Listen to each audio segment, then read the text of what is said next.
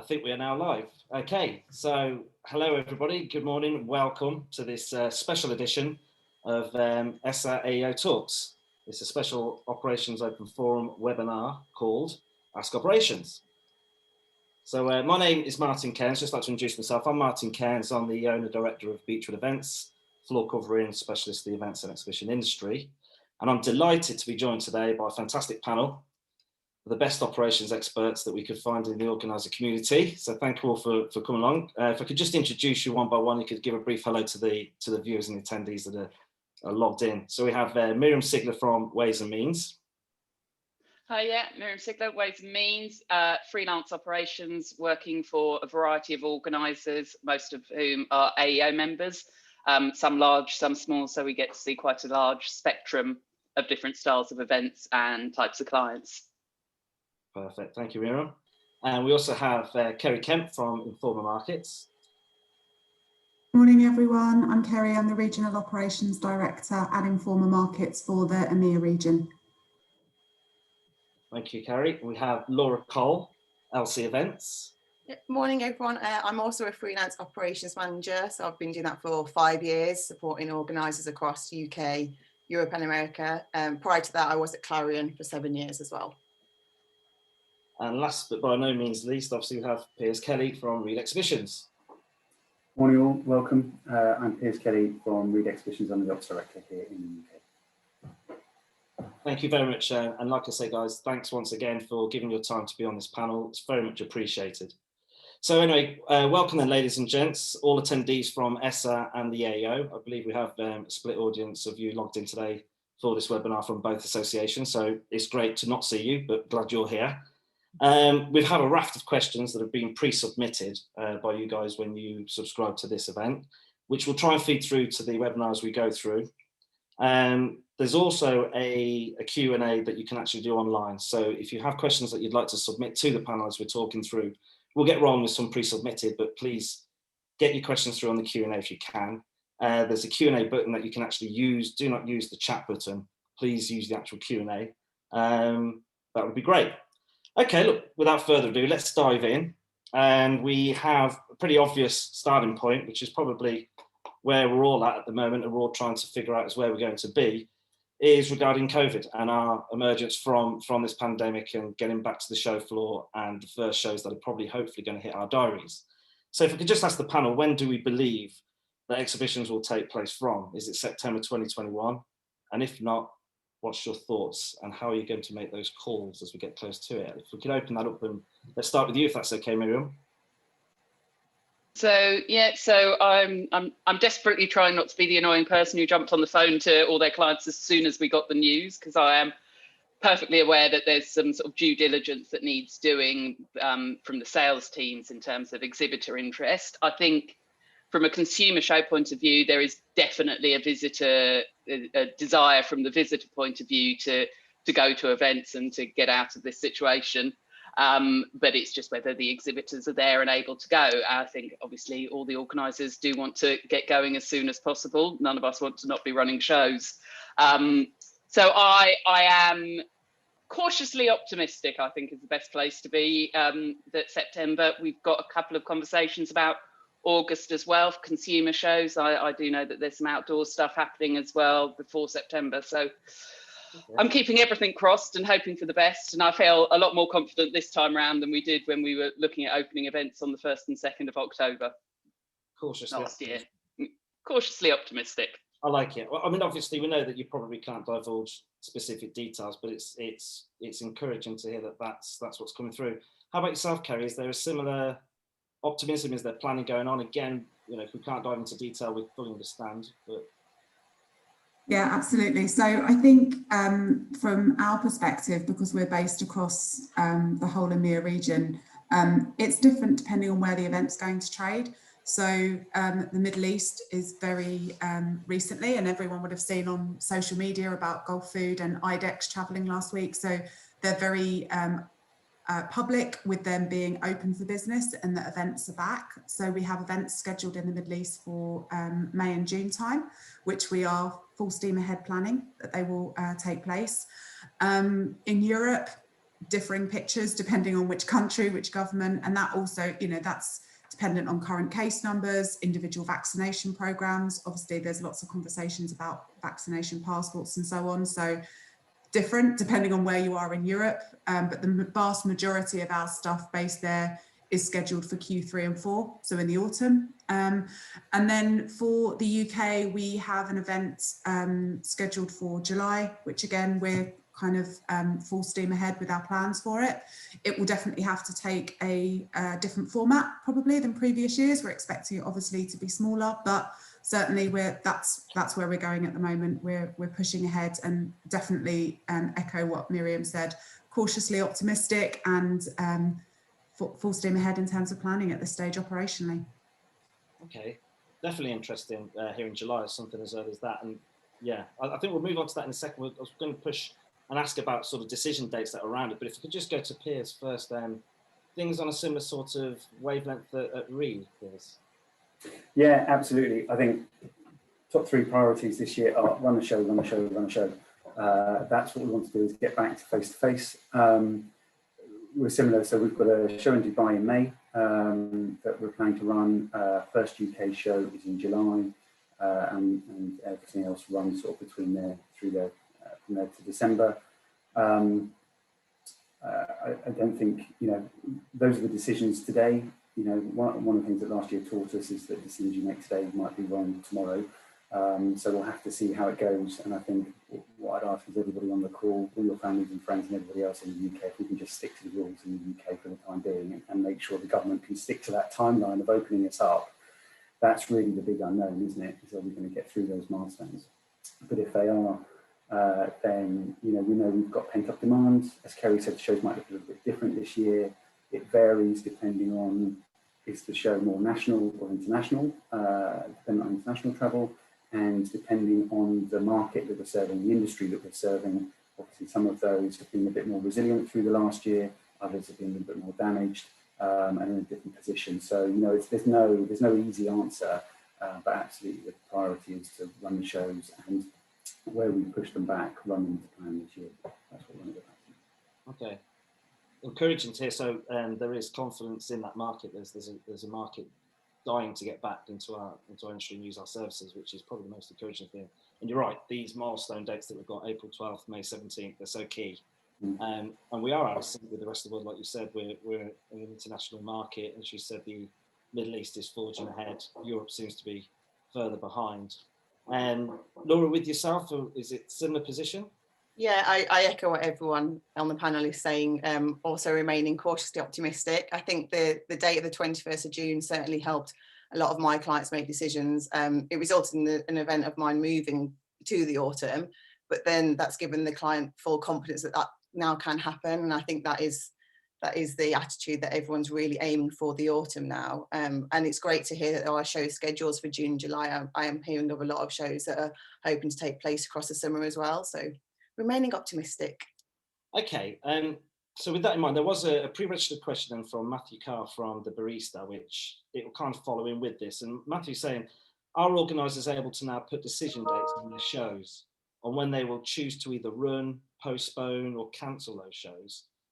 This would be especially useful for contractors in planning staff levels going forward, which I'm sure you can understand, so that we can make sure we can service those shows and clients correctly. So, I mean, I know you don't have the crystal ball, but I guess in your businesses, you have to have a cut-off date, you have to have a margin call date. And I think if there was something you could probably share along the lines of what you would have as that push the button or pull the plug, as I would call it, dates on, for example, a show. If we're looking at a show mid-July from where we are now chronologically at the beginning of March, when would you need to make those decisions? And I suppose bearing in mind the government stage decisions that we have as well. Maybe if I chuck that back at you, Piers, from what you've said. Yeah, I mean, there's no exact timeline. What we're trying to do at the moment is make decisions as late as we possibly can to give ourselves the best chance of running, but also make them early enough that everybody's got the minimum sunk costs, whether that's us or our customers, our exhibitors, with their costs and when they need to commit to hotels and stuff. So there's no hard and fast rule. I guess the best guide is probably at about 8 weeks-ish, maybe 8 to 10 weeks seems like an optimum time where if you push beyond that, then everybody really has to start getting committed. And certainly as the supply chain, as we're going to be asking the supply chain to restart, we need to give everybody time to get back and get prepared for coming on site. So there's no hard and fast rule, but I guess 8 to 10 weeks. 8 to 10 weeks. Okay. Kerry, would you agree with that sort of timescale? I'm guessing 8 to 10 weeks is probably going to be pretty normal. Yeah, I think, as Piers said, it's a really difficult line to walk as an organiser, and I feel that we particularly in operations, we feel it from both sides of the coin. So we understand it from an internal perspective with the sales and the brand teams, and trying to get confidence within the client base for whichever industry that the event serves. So there's obviously there's that work that's going on, but then we're also very aware, because of our roles and because of where we sit in this, we're aware of the contractor side of things, and so we are constantly walking the line between the two. We're trying to give the show as much time as possible and as much chance of running and that success, and that's everything from those government restrictions, the rules and regulations and all of that, right the way down to ultimately if there's enough revenue for it to be viable, for it to be financially viable, and then also to make sure that we are taking a shared risk or a balanced risk with our contractor base. We are very aware internally that the event in July particularly is likely to be one of the first back. Now that carries with it lots of pros, but also lots of cons. And we're also aware that we are an industry that has been almost a sleeping giant will have been 18 months by that point. And so we feel the weight of the responsibility of if we choose to run and people have to upscale to be part of that event, and they bring people out of furlough, they have to commit to, all of these things. The decision for us to run therefore has to be taken very seriously, and we have to commit to that decision, because otherwise that confidence will be lost within our contractor base. So I think we feel the weight of it 100%. I would love a crystal ball. I would love to believe that we have all the power, but we really don't. And there are lots of different parties that we're trying to balance to do the right thing for everyone. Okay. It's great to hear that you're aware of obviously the contractor's plight, and I know that you are more than aware of it. The decimation of our labour force it's been absolutely huge. And I suppose it was just leading off from that, and aside to it, and I'll probably just post it towards yourself, Miriam, is that I think your principal contractors, it's very key that you have those conversations with them, that they're in that planning stage. They know what your push and pull decisions are so they can be pre-planned.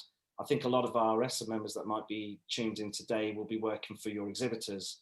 So I think that there's always that area there which concerns me as an ESSA member, and it will concern people viewing, is are they not getting that information as quickly as the principal contractor, and how could we address that, or what could we do, or what measures have you already got in place that you may be doing?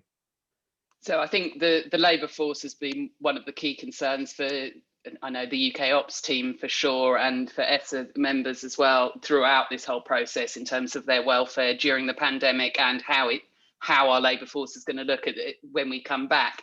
And echoing what Kerry says about that, we do, I think as Ops, we sit in between those, and we see all sides of the coin.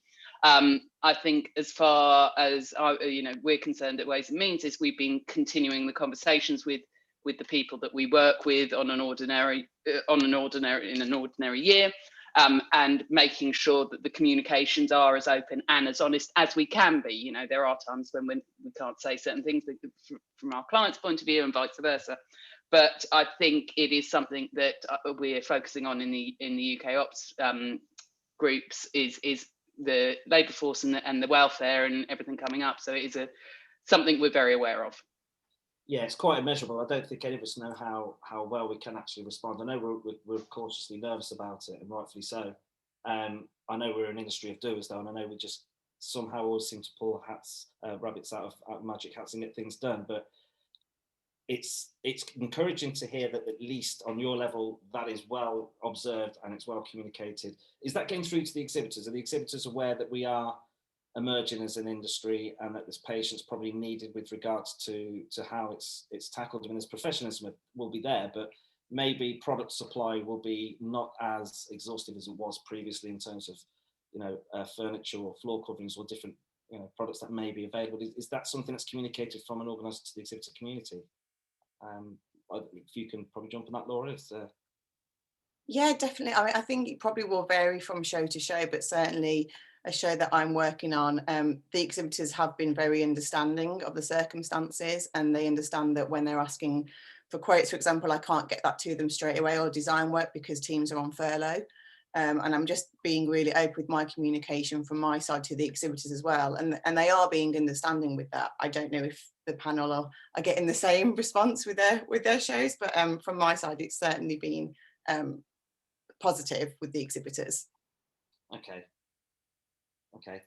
that's encouraging to know. I mean, the person that asked the question that was relating to the sort of supply chain and the stock and the product offering that we can actually make sure that we have as a contracting community, they did actually say on there, it's sort of vice versa, it does swing both ways. So is there anything that the contracting community could be doing to help the ops teams, to help your actual teams or you guys in what you're doing? And aside from communication, I don't know if there is, but if you've got any thoughts that anything that could be offered on that way, Laura? I think it stems back to communication, doesn't it? And what I'm trying to do is to speak with the contractors, or my contractors, about what their timeframes are and what their deadlines are, and have a better understanding from my side of what they're up against, because I think that's really important. I don't want to be an ops manager that's throwing stuff at them last minute. I don't think we can go back to the way we were working before all of this and expect our contractors to adapt really quickly. I think there's got to be a balance with this now. So yeah, so I would just say it's just all about the communication with everybody at the moment, honest and open communication. Yeah, definitely. I think that's come out of COVID completely, is that we have seen a need and a necessity as an industry to communicate more throughout the different areas and sections of our industry, that's for sure. Aside from that then, linking through to it, there's a question that came through. Can the panel give their opinions / hopes / plan about payment terms and policies relating to cancellation and postponement due to COVID? So bit of a mouthful to take in, but I mean, where we are, we've already said it, we're cautiously optimistic that we might get up and running. We are running that tightrope, and I understand that you're in a very difficult position, as we all are. We've been told the budget's coming out today that furlough is going to be extended to the end of September. That's given its own ripple effects, and I'm sure we'll know a little bit more about that by the end of play today. But given the plans that are in place, and we are trying to, and you are trying to, and our industry is trying to push buttons forward so that we can actually get back on stream into the summer of this year. Are there any, I mean, there's a difference of words here. So you've got your opinions and your hopes and your plans. They're all very different things. So if we could probably break that down, and let's have a look at what your opinions are, or what you'd like to give, and then probably drill into it. Are there any actual plans as companies that you're trying to instill regards to payment plans, payment terms and cancellation policies that you might be able to share with the audience? I will throw that out. Who wants to jump in? Go on, Mary. That's right. Okay. So yeah, I think the position we're in at the moment is we're having very open conversations with our suppliers, and you know, we went into this last year, you know, it caused us all a little bit unawares, but I think we're in fairly good routines now that any work that we need done at this point, we're having a very sensible conversation as to, you know, what's the cost of that work, and is that committed? Is it something that we can roll over? Is it some cost? You know, so both at our end and with our suppliers, you know, we've got a very clear view that regardless of what the decision is further down the line, we know what we're committed to. And the conversations that we've had with our suppliers have been very good on that. They're very open to it. They need some commitment from us now, but they also recognise that we're managing our commitments and our sort of timelines, and the costs that we want to outlay at this point, not knowing when that show's going to run. So I think we're coming to some good common ground, and it's working for both parties. Well, that's encouraging. And Miriam, did you have something to say? Yeah, I'd say one of the biggest things that certainly at the start of the pandemic was the conversations we were having with our clients. And like I say, we go from some very large organisers to some very small organisers. And we really sort of explained to them quite how hard the contracting community had been hit. And this was not the time to start beating them down on price and being unreasonable. I think we made it very clear to all our clients that we appreciate that they've been hit, but so has the contracting community.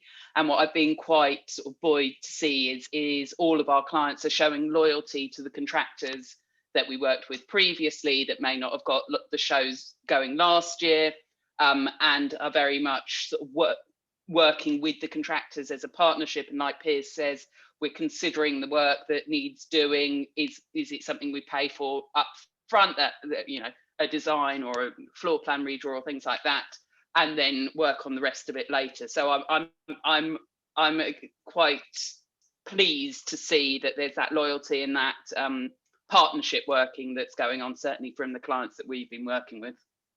That's great to hear. I think there's a concern of ensuring that the funds are flowing through the different channels and the different stages of the supply chain.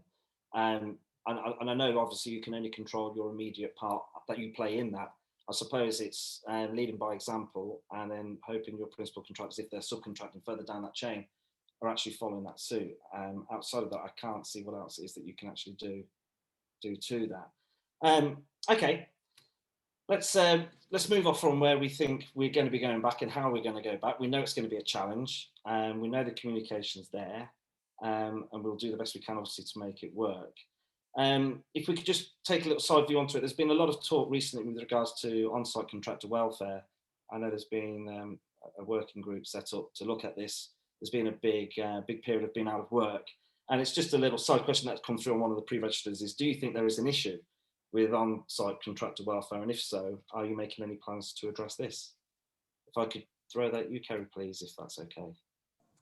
Yeah, of course you can. I'm actually on the welfare working group as well, helpfully, so that makes a difference. So yes, I think we are absolutely aware of the welfare issues that we have in our industry, from not just on the contractor side, but I think within the organising community, I think all parts, the venue community. I think within our industry, there's a reason that I think we're the third most stressful industry to be in. And it's a massive topic of conversation at the moment with the return to work, you know, resilience building, stress management, time management, all of these things are very key on the list. And I know that there's been some surveys that have happened with ESSA on just some elements of that. So around on-site catering provisions and the cost of those. We've looked at kind of on-site medical facilities. We are branching out and thinking about not just on-site first aiders, but on-site mental health first aiders. So there are lots of chains of thought that have come out of the working group. And yes, to answer the question, very high on the agenda, very important for all of us, very close to most of our hearts. You know, when we talk about this, it's something that we're all very passionate, not only for our own internal teams, but also for our, you know, our preferred partners, and then by extension, all of the contractors and everyone that comes on to work on our events. We've got quite some way to go, but we are engaging through the association and with the help with the venues and the organising, and we're hoping to have some good outputs for that ready for the autumn, if not before. Wow. Okay. So it seems like that working group's doing a hell of a lot of work then. But it's been, I think, you know, I think we've actually had, you know, because we're all so busy normally all of the time. I think we've all had a lot of time on our hands that we've probably had time to actually put these things in place. I'm going to probably be a little bit controversially going off this, but I'm aware that the audience is basically ESSA and AEO members. And it's probably a personal view, but I'm just wondering, do we get enough communication and buy-in from the venues, I think, on these sort of matters? So it's matters that we're locking horns and discussing about at the moment and trying to find ways or explore things that we need to do. And it's purely just a personal point of view I'm trying to just get from you all. Do you feel we have enough buy-in from the venues, enough interest in our plights and our issues that we're facing on sites? I mean, you guys are in touch with them more than our contracting community would be. So I'm just interested to see, do you get that positive feedback or not? Maybe to you, Laura, or? Yeah, I think it varies from venue to venue, but there's certainly venues that I work with that I think moving forward will be more open to looking after our welfare, our contractor welfare for sure. I think mental health is going to be extremely important as we move forward. And understand how we identify that and look for that in our teams and protecting each other from that point of view. I work with venues that will, have often given allocated a room for us to have as a staff welfare room, which has been great. Some venues don't always have the tendency for that, but I think as we move forward, the conversation's definitely occurring more, and it's something that I hope all venues will take on board now and support us. Okay, yeah, just seeing that a lot of the things that you've been discussing need that venue participation to try and help make it work. I think the route to improve that is through the association. It's not as if the associations didn't work together before. We did, and some of us been chatting for years about various issues in safety and everything else. But this has brought the industry closer together. It has got the three associations more aligned, with similar objectives. And I think probably that's where we'll gain the most ground, is making sure we've all got the same priorities and doing these things together as an industry, because we're all completely dependent on each other. None of us can do this job on our own. So keeping the associations close together and the vendors the same, I think is probably the best way to progress. Okay, yeah, no, agreed. I think it's worth mentioning, sorry, Martin, that some of these groups are cross-association groups. So if there are contractors who don't feel that it's moving forward enough, there is the opportunity for them to join in and to influence and help support the initiatives that are coming out of these groups. No, absolutely, yeah, participation is the key. Don't sit and gripe about it silently. Stand up and shout and grumble to someone's face. But I think that's where I was coming from with it. On these groups, it's great to see the AEO and ESSA support them very well. It would just be nice to have that little seat from the AV in there as well. But as Piers said, we've got the associations to lean on for that. And I think it's a question of communicating that through at that level so that it filters on down. With the word together being optimum in there, we actually have had a question come through on the Q&A, which is great. So if we can just have a quick read of this, it's the phrase, "We are in this together," could never be more true than for the events industry. Have organisers considered innovative risk and reward agreements with supplier partners to manage the ongoing risk of events not taking place to expected timelines? I suppose we've kind of touched on that just already, haven't we? I mean, you've said that you're in direct touch with your official partners that you'll be working with. I've always felt that the disjointed part, I suppose, with a lot of ESSA contractors or a lot of ESSA members is, like I said, that be dealing with your exhibitors. And I think once they go down that line, there is the nature that they're on more of a one-to-one with your exhibitor to build their stand, to service their stand. That's kind of a little bit out of your control, I would have assumed, but or is it? I mean, is there a bigger part that can be played, Kerry? Yeah, it was actually something I was thinking of earlier, Martin, when we were talking. The question always comes to us around timelines and communication, and I think I'm probably jumping around, but I know we saw in some of the questions people were talking about like the contractor manual and things like that. And I guess the difficulty that we have is almost we're one stage removed from the majority of the ESSA members that are on this call, because unless you are a what we call a preferred partner, official contractor, whatever, unless you're someone that has a direct contract with Informa, we are always, in order to know that you, sorry, it's always going to happen, wasn't it? Someone's at the door. Yeah, so in order to know that you exist ultimately in our ecosystem, we're reliant on the exhibitor nominating you and filling out that contractor nomination form so that our communication plan with you as a space only contractor can begin. That doesn't always happen. So often the exhibitor doesn't know to do it, or they pass everything over to the contractor. And so there is huge steps in the process that can be missing through no one's fault. It's just the way it is. So I guess my question back to the group, and what I'm really open to hear, is how can we do that differently? Like how can we engage more frequently with the supplier community when we don't have a direct contract with you, we don't have a direct relationship with you a lot of the time? How would that work better? What can we do differently? How can we approach that? Because I think then so much of this feeling of the disconnection between the different parties, we would really start to make some waves with that. And then, yeah, we absolutely feel it. We understand the responsibility of it. We know that we are all in this together, but I guess I'm just at a little bit of a loss of how we can do it better, would be my question back. Okay, well, I can sort of enlighten the group and the audience that's viewing that this is being undertaken at the minute. So I'm actually glad to be sitting on this scheduling cross-association committee. So we have been started to look at this, and there's been talk about maybe a portal being generated where this information could be displayed. Somebody did actually comment, what happened to contractor manuals, as if they've become a thing of the past.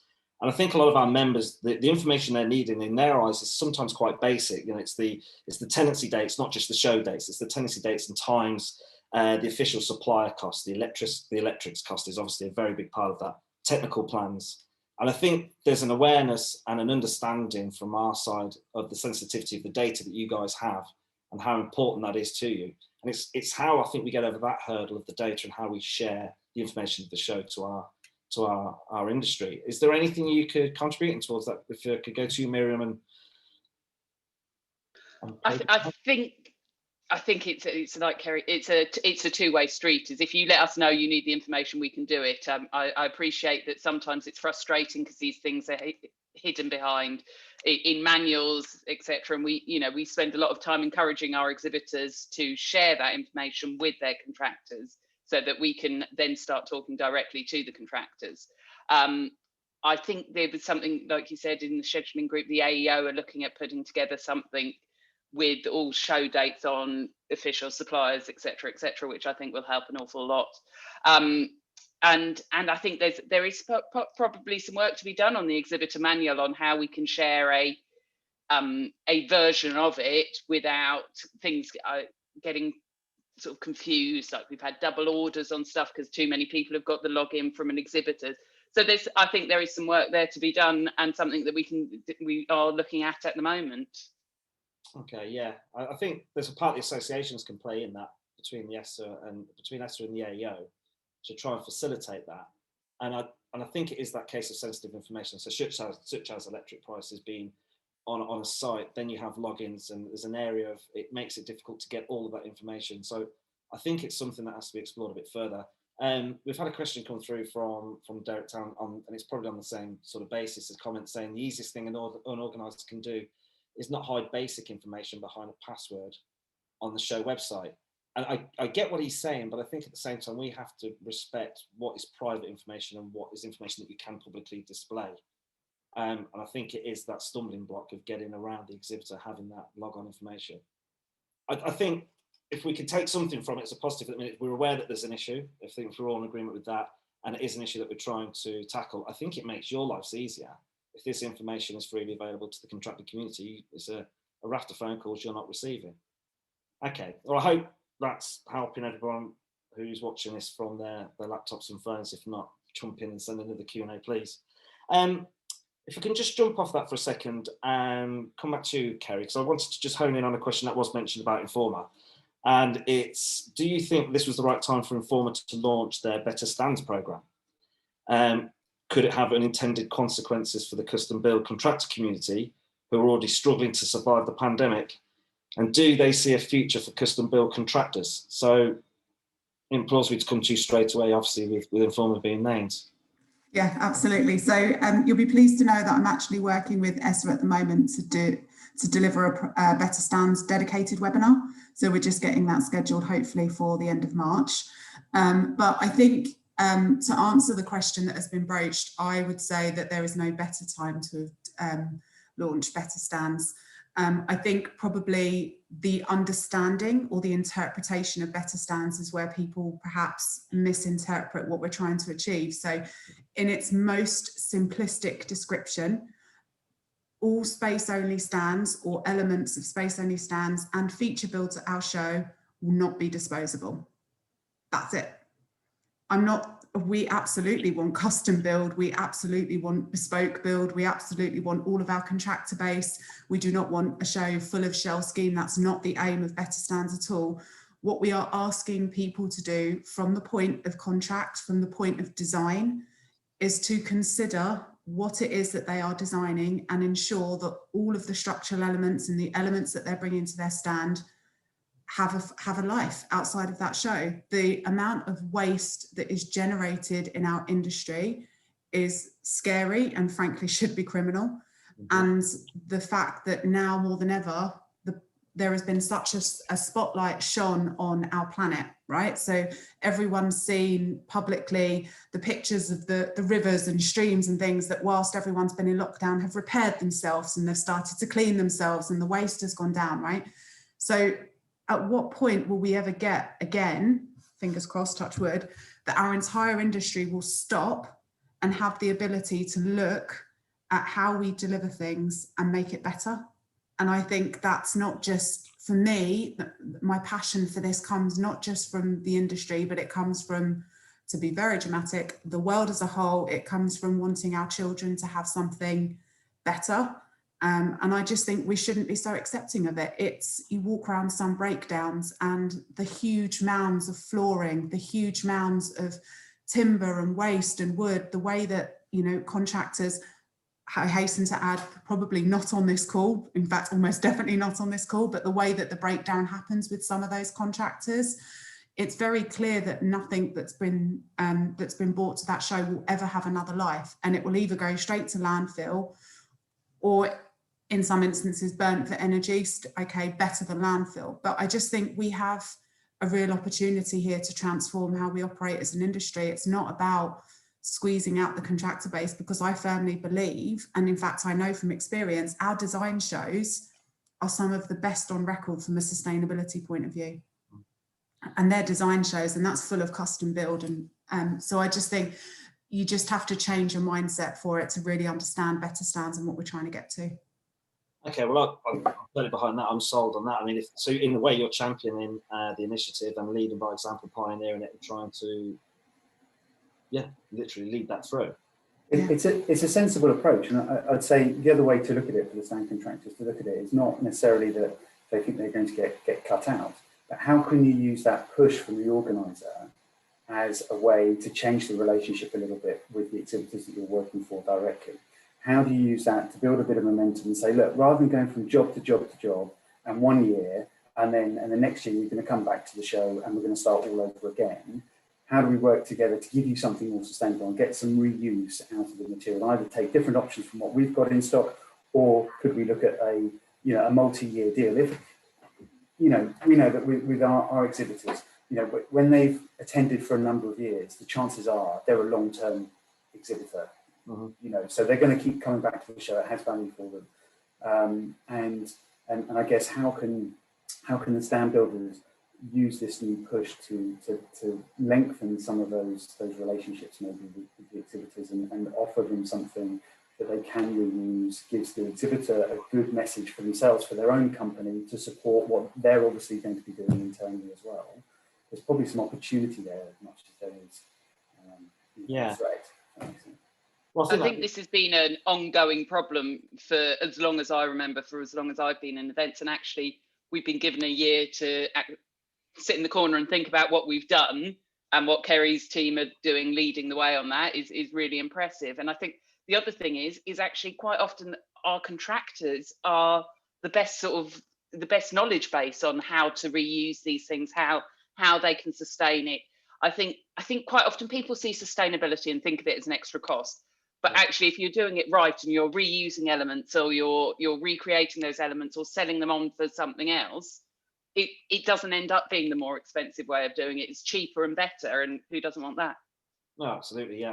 I mean, I know from personal experience, recycling carpet is a much more profitable and much better way to go than not, and I know that. I think that leads quite nicely on, because somebody did actually pre-submit a question saying, so do the panel think that UK organisers should take a more collaborative approach to their sustainability initiatives and involve the contractor community more in the process? And they're specifically saying not just the larger service contractors, but the others that make up over 40% of the ESSA membership. And I kind of get where they're saying. So it's that sharing of the knowledge in the initiative, probably amongst yourselves as organiser colleagues and companies, but also then embracing the contracting community and trying to help us, help you, help the industry, help the whole thing, and work together collaboratively. I mean, can you see that happening, Laura? Is that something that... Yeah, it's already happening. So I'm a member of the Ops Nest. We have a sustainability group, and we're liaising with contractors as well as operation managers and team members.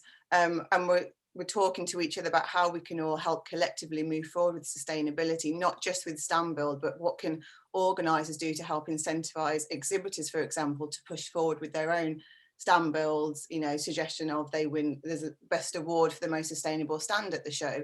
And again, that doesn't have to just be about the stand build itself, but, you know, plastic wallets, do we need to use those at shows? Do we need to have printed show guides? There's so much more involved in sustainability at all of the shows, and I think that it is happening behind the scenes, and as Kerry mentioned, this year has given us all the opportunity to look at that and try and bring it to the forefront. Okay, I think there's a part of what you're saying there just leads me on to an elephant that's always been in the room is to sort of be more sustainable and to be greener in how we do things, how we build and how we break an event can cost time. It's been widely commented and reported and shown that with more time, we can use the resources more sensibly. And we know that time is of a massive premium. It is an issue, build up and breakdown times. It's been ongoing for quite some time. I think there's certain modular kits that we can use that can facilitate that and make it easier. But would you be willing to just share your opinions on whether you think we should be trying to find more time to be greener, which would then obviously make the shows build and break in a more safer manner? I think a lot of the mess you're seeing at the end of a show is because they've got to get out probably too quick. It's a fair comment to make. If I could probably push that onto you, Piers, if that's okay. Yeah, I'm not sure it takes more time, honestly. I think if you've got something that is, you know, if you compare the shows where we're working in different countries, you know, those countries that I guess are a bit more modular in their build, quite often that build and the break is faster. Yes, you might want to take a bit more care on the pull out because you're going to reuse that bit of material again. That's absolutely fair. It's going to get chucked, it's going to get packed and racked. But it doesn't necessarily take more time, I don't think. I think my overall impression is it probably takes more time, certainly in the build up, if people are constructing things from scratch and turn up with a load of wood and filler and paint and everything else. So the more we can use sort of modular stands, whatever they might look like. And I agree with Kerry, you know, you don't want to dumb down the show, right? We want people to come in, you know, coming to a face-to-face event it's an emotional experience, isn't it? You know, if it's all shell scheme to a certain extent, it's a bit like, you know, the Zoom call, you know, it's quite functional. And we want people to come into our shows and go, wow, look at that. So we don't want to dumb it down, but there's different ways of constructing those stands and reusing those stands at every level, whatever the design is. But I don't think it necessarily takes more time at either end.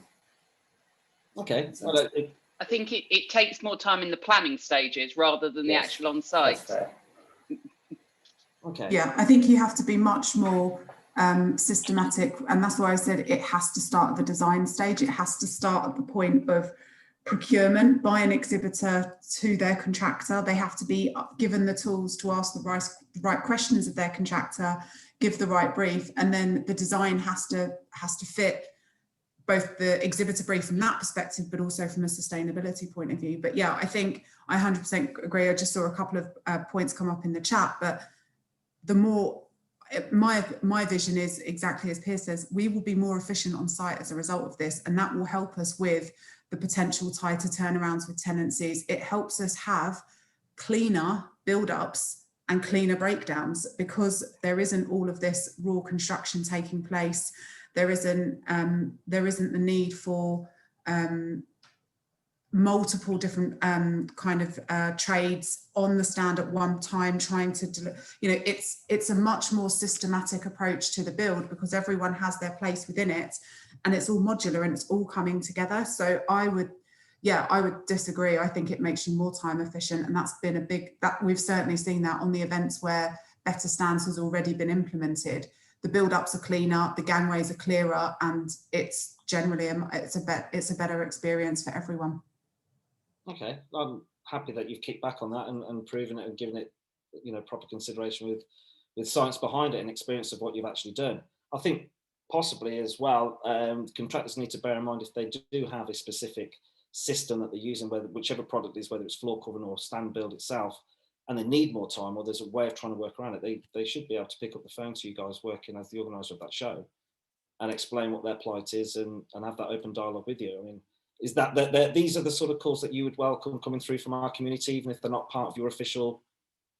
Lots of nodding heads, which is great to hear. Okay, well, I'm happy with that. Yeah, as you mentioned, Kay, there's some comments coming through on the chat. Just to remind the audience that if you're sending through on the chat, it's not necessarily coming through as a question, but I think there are more comments that people are making, which is saying, yeah, more sustainable equals more efficient.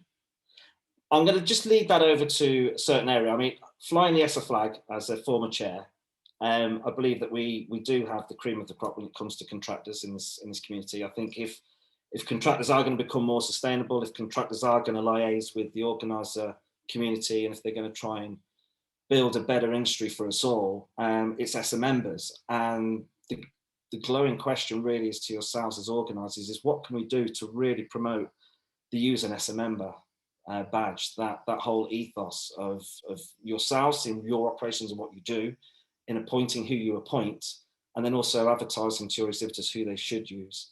Are we doing enough? Are you doing enough? Who wants to pick up that loose ball? I mean, I will say as an ESSA member myself that I very much champion the use of ESSA member. We don't work with all services suppliers that aren't ESSA members. The only people we promote in our manual are ESSA members as well, for all the reasons that we're discussing. I think as exhibitors have their own minds and quite often push against us suggesting too much, often think we're getting a kickback from the people that we're recommending. So there is some work there to be done in communications, either via us or via the sales team, about the benefits of using ESSA member. But I certainly always promote ESSA members as in our manuals. Okay, that's great to hear. I do think there are some untrue faux pas that people assume. There's some assumptions made. And like you said, that that it's not done. I don't think ESSA members actually understand that the organisers, especially the AEO member organisers, do heavily promote the Use an ESSA member campaign. I think that's just not getting communicated enough. There's an interesting point just come through on the Q&A. So they're asking, does the panel acknowledge that show build-up times and breakdown times are going to be impacted by a shortage of skilled labour? It kind of comes back to where we were earlier talking about this. We need to be mindful of where we sit as an industry. I'm sure you are aware of this, but if we could open it up to you, Laura, to pick that up, please. Yeah, of course. I mean, I think, we've lost a lot of talented people this last year, and there's a fear that those talented people may not come back to the events industry. And also, I think I take for granted that I have the same account manager year on year. I work with the same contractors who have the knowledge of the show. And so there's things that sometimes they remember that I always, you might have just forgotten a little thing, but, oh, well, we did this last year. Remember, we changed this. We're not necessarily going to have that moving forward. We're going to have different teams working together, different people working together. And so that's where I think our planning and preparation is going to be even more important, and our communication with our contractors continue to be as open as we can with our shows, because we can't assume that we're going to go back and just have the same pool of people that we've always worked with. That's just not going to be the case. No, that's right. And I mean, it leads to me, is there any sensible dialogue that goes on between organisers? We've got two big organisers represented here with Inform and Read, but with regards to the calendar, the schedule, I mean, people have commented that September could be a bloodbath. If we try to fill all of the mainstream venues that we have in the UK with all the shows that are baying to get back, surely we realise we're looking at possibly an impossible task. Possibly. I think the biggest challenge is we don't know yet, do we, until we actually do it. And actually, we're an industry that is pretty we're pretty flexible. And I think the big acid test is those people that have left the industry, over the last year. Have they left permanently, or have they left temporarily, and will they come back? And we're never going to know. But I think actually our shows are going to be smaller this year. So we're not looking at running all the 2019 shows in a condensed period. They are going to be smaller. We are going out to our exhibitors, and I guess the others are the same, saying to them, simplify your stand. You need more open space, think about the social distancing and all the other measures we need to put in place. So the build requirements might be slightly less this year, And actually, I think one of the things that will help the industry restart is that we've got regular work for everybody to come back to. If we ran a show, 1 month, and then there was weeks gap, until we ran the next one, I think that would be really hard for the suppliers to get geared up and get everybody back in and start getting into those routines. So, and I don't know, but there may be some positives out of that as well, that actually that going into a busy period and a consistently busy period, hopefully for the whole of the second half of the year, might help the industry really get back up to scale quite rapidly. But yeah, we won't know until we test it. Quite. It is all going to be in that testing and how it works. So I think everyone's so desperate to get back to events as well, that there's going to be a real can-do attitude on site and in the lead up to the events of what do we need to do to make this happen. And that's the attitude from everyone I'm speaking to, is like, well, we'll do what we have to do to get back on track. So I suppose it's the best planned will all be the best succeeding. I think that's the key, is the planning, certainly from our side. I mean, I know there's certain shows that I do year in, year out. I don't really do the contractor meetings anymore because we all know what we're doing, but I see those coming back in some real force. I think we've all gotten, as much as we all hate it, we've all gotten used to the Zoom thing. So a contractor meeting now will be an hour on Zoom rather than everyone traveling if we don't need to. So it becomes, I think part of the reason they sort of fell by the wayside a little with time is that we didn't have the time, but now we've got a more efficient way of doing it, means it allows us that a bit more time to plan and all be open and honest. I mean, I think, again, it's that open, honest communication. If there's going to be a problem, speak to us before it becomes a problem, and we are there to support the contracting community, because it's in our interests that you guys can do well, because it helps us do well. So I think it's just about being open, honest, and sort of dealing with the problems before they occur. Yeah. And I think the big watch out in that is going back to the point about welfare. So as we're all running our shows, where's is it the same crew and the same people that are on site, and they're going back to back on shows, not having days off? I think that's probably one of the big watch outs for the autumn, is how do we make sure that people have that time off as well, because we're all looking at it narrowly. For our shows, we're not, and we can do what we can for our shows, but I can't, he says somebody has a couple of days off before they come on my site if they're working on another show. So I think everybody needs to be quite conscious about their own staff and how are they building the breaks between that site time. Yeah, it's great to hear that overriding word keeps coming through for people to be mindful and conscious of the plight of everybody that's actually involved in what they're facing. There's some lovely comments coming through on the chat. Nigel Target said on there, let's not talk ourselves out of the challenge. We're up for it and we will make it happen. And it's that can-do, roll your sleeves up attitude I just bloody love about our industry. Going back to something that you just said about how we are using, technology better, we are using Zoom, we are communicating better than we've ever communicated, and we don't want to lose that. And I know we're going to get busy again, and those goals that we've picked up have really got to be held onto. And Garcia mentioned at the beginning on the chat, is that other than the idea of this manual and trying to find a solution to the contractor's information that we really need, perhaps we could be looking at Zoom. I mean, I'm not saying that something could happen, but you guys could actually have a pre-designated slot where you're going to sit there and you could talk to as many as 200 contractors about that show, given the details that need to be done. Maybe through the associations, it could be that we know we've got proper ESSA members and proper AEO members actually tuning into it, so we just haven't got your sensitive information going out to all that comes through. These are the areas that we can explore going forward, which I think is really, really heartening, and yeah, it's making me feel good. Okay, unless you've got any other agendas, I'd like to just move over a minute to a slightly different question. We have had obviously a terrible year, and I think there's been a lot of people commenting that we just weren't recognised at government level to help us earlier on when this all happened. It's a pre-submitted question, which I want to try and get through as many as I can so that people have done it and took the time to pre-submit can get the questions aired. What is your view of why we were ignored as an industry and the money generated around an exhibition by the government? So I suppose that they're looking at what's your personal views probably of why we were ignored and what we can do about it. If I could. I don't mind kicking off that one. I would say, I think it's a combination of a number of things. I think the UK doesn't back events in the same way that other countries do. Look at the infrastructure that we've got, the ownership of the venues, it's private here, they're not state-owned like they are elsewhere in Europe. I think the country as a whole just doesn't see the same value in events, over the long term. I think we're pretty good as an industry. We're very successful and we're very self-sufficient. We're also an industry that, aside from building a venue, we don't need lots of investment, I guess, from the government or time from government to give us permission. We're not heavy industry, manufacturing, and all of that. So I guess over the years, we've just needed less attention from them, and that's been okay. And we got caught a bit cold last year. I think, from what I've heard, events are well known to the politicians. They are, party conferences, for example, are big, funding big money owners for the political parties, whoever they are. And I think it's quite a good platform. Politicians see events as quite a good platform to get their messages out.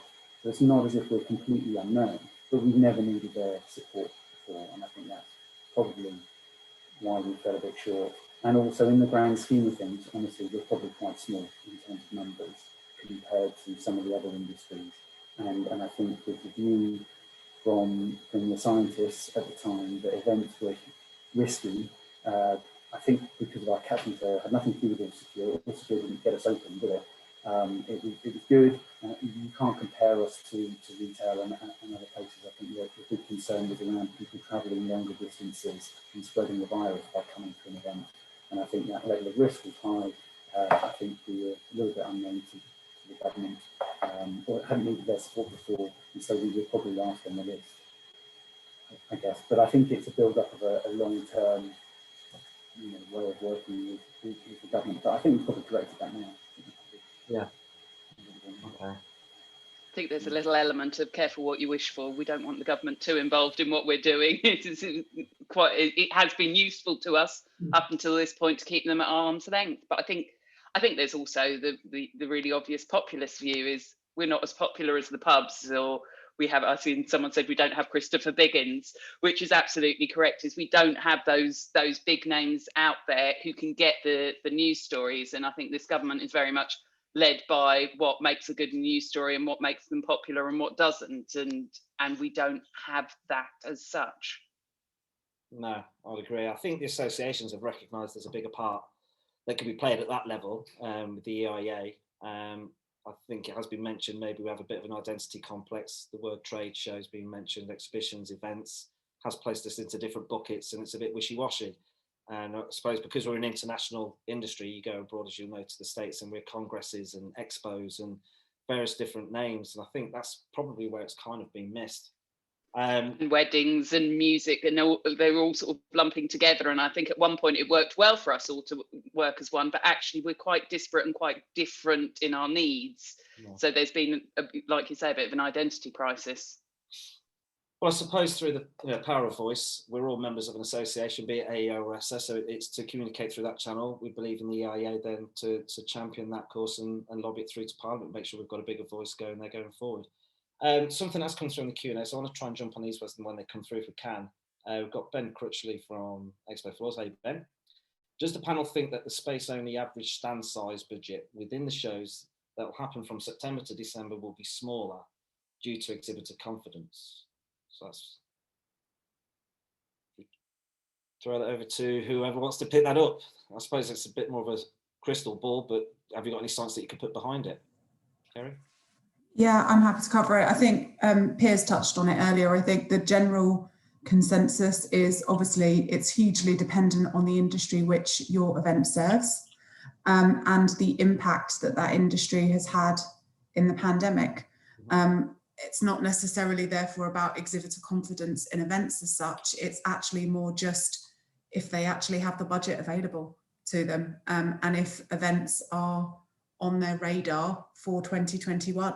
And that, and that's a very, that's the reality of where we are at the moment. I think that we have to remember that for a lot of exhibitors with their budget setting, they probably set their budget for 2020 and 2019.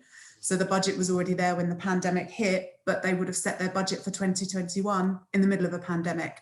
And so in the same way that all of us would have had to rein in the purse strings, I think our exhibitors would have done as well. So we are definitely assuming that the shows will be smaller and more domestic for the first editions back. I think, as Piers says, I think that's that there are pockets where that will be different because, you know, the industries have had different things. There are pockets where the shows won't take place at all because the industries have been so hard hit that it just doesn't work. And so we're doing something different to support those communities. But yes, I would say, in my personal opinion, that is probably very much going to be the case for this year. Okay. Anybody would disagree with that on the panel? I think it's pretty much a unanimous. That's what I was thinking too. I've got to be honest, I think time has beaten us. We're an hour up. So just to wrap up, I think we're all on the same page that we need to win this. We have got the roll up the sleeves attitude. We are communicating better than we were before COVID came along. I actually do think we're in a better shape to take it on in our minds going forward than we were, because those communication channels are there. And I think we've realised how much we need each other. And I think the AEO and the ESSA communication channels are more open than they've ever been. And I think that's what we need to exploit, build on. I want to make sure that we don't have members that are sitting back silently disgruntled. I hope in this webinar has shown everybody that's watching that you guys are very approachable. You'll be very open-eared to what our plights are and very open-minded to what may fix problems. We've got the same problems. We're looking for the same solutions. And it's a question of working together to try and make that happen. I think we'll wrap it up there. So if I could thank you all again for your input, very much appreciate it. So thank you, Kerry. Thank you, Laura. Thank you, Miriam. And thank you, Piers. And thank you all for tuning in. I hope it's been beneficial. Okay, thank you very much.